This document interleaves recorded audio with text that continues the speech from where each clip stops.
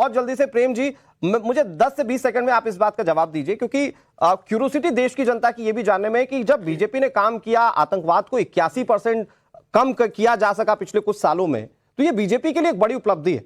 लेकिन इसे जीरो कब किया जा सकेगा और क्या इसके लिए कोई ठोस रणनीति है? क्योंकि जिस तरह से आतंकवाद के खिलाफ लड़ाई लड़ी गई, हमारे साथ हमारे डिफेंस एक्सपर्ट भी बता रहे हैं कुछ एक पर्टिकुलर रीजन है जो पहले शांत हुआ करते थे, जो कि अब टारगेट पर आने लगे, तो उसको लेकर क्या कोई खास स्ट्रेटेजी भी आप लोगों के पास?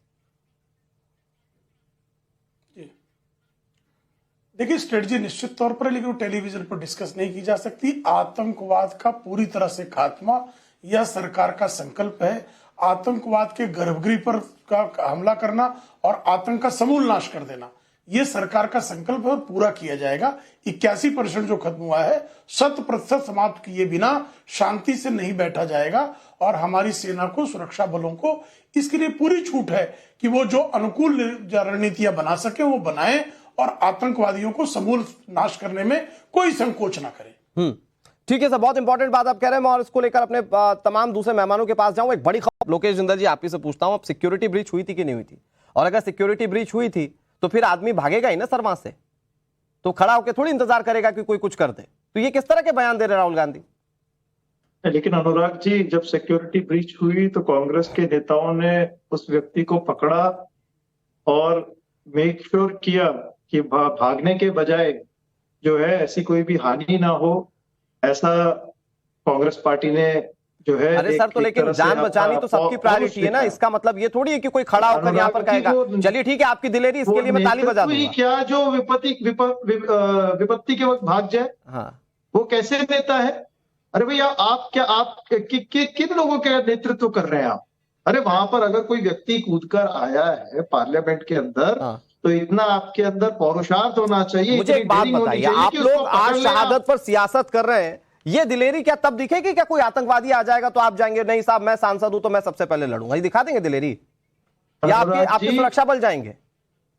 अनुराग जी, प्रत्येक व्यक्ति जो अपने आप को भारत का नागरिक कहता है, उसका ये प्रथम कर्तव्य होता है कि भारत के चिन्हों को, भारत की अस्मिता को अपने जीवन से ऊपर रखे।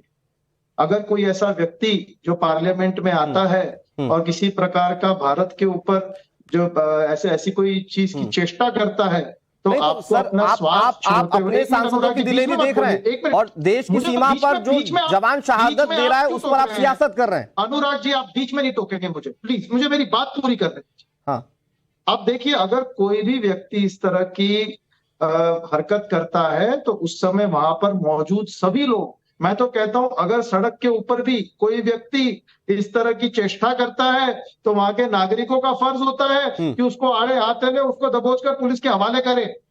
आप कैसे नेता बनेंगे जब आपको यही नहीं पता कि ऐसा कोई व्यक्ति आपके वहां से भाग जाएगा? लिमिटेड होता है ना लोकेश भाई, मेरा एक छोटा सा सवाल तो सुन लीजिए।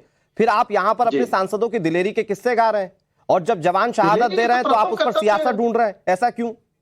अरे जब आप मुझे एक बात बताइए, नवंबर 2021 से लेके मई 2023, अप्रैल 2023, अक्टूबर 2023, नवंबर 2023 में हर वक्त कोई ना कोई घटना हो रही है राजौरी में। आज फिर घटना हो जाती है, हर वक्त दो तीन जवान मारे जा रहे हैं। हम प्रश्न नहीं पूछेंगे सर? लेकिन बीजेपी और गृह मंत्री ने खुद अभी खुलकर कहा कि ये कांग्रेस के 70 सालों की देन है जिसकी वजह से आज आतंकवाद इतना ऊपर है, उसको खत्म करने में टाइम लगेगा। रातों रात क्या आतंकवाद खत्म हो सकता है क्या? पाक प्रायोजित आतंकवाद क्या देश में सीमा पर एक रात में खत्म हो सकता है क्या? आप खुद बताइए। नहीं, आप मुझे एक बात बताइए, कांग्रेस ने अपने 70 साल के राज्य में ये नहीं कहा कि ये सारी अंग्रेजों की देन है और इसको हम खत्म नहीं करेंगे। इन्होंने जो भी उनके समक्ष चैलेंज आए थे उन्होंने उसको पूरी तरह से डील किया और उसका उपाय निकाला। अब 10 साल हो चुके हैं भाजपा की सरकार को। नहीं तो सर, वो तो डेटा पेश कर रहे हैं ना, वो बता रहे हैं ना 2018 में 228 घटना होती थी, 2023 में 43 घटनाएं होती हैं, वो तो डेटा बता रहे हैं।